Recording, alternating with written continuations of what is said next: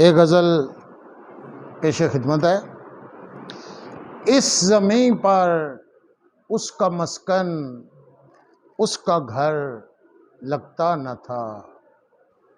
इस ज़मीं पर उसका मस्कन उसका घर लगता न था।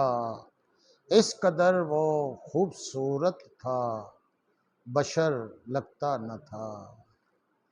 हिज्र का मक्तल हो या सूली विसाले यार की, हिज्र का मक्तल हो या सूली विसाले यार की। एक ज़माना था किसी से कोई डर लगता न था। जिस कदर मैं थक गया था उसको तय करते हुए, जिस कदर मैं थक गया था उसको तय करते हुए।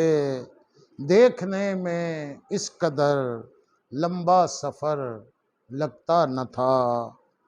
दूर मुझसे कर दिया कितना अनाओं ने उसे, दूर मुझसे कर दिया कितना अनाओं ने उसे।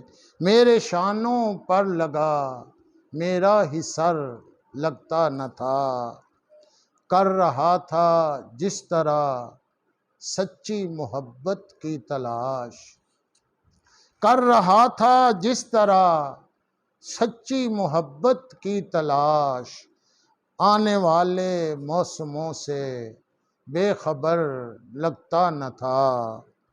वो तो उसने छू लिया एक दिन मोहब्बत से मुझे, वो तो उसने छू लिया एक दिन मोहब्बत से मुझे। वरना मुझ पे फूल खिलते थे समर लगता न था।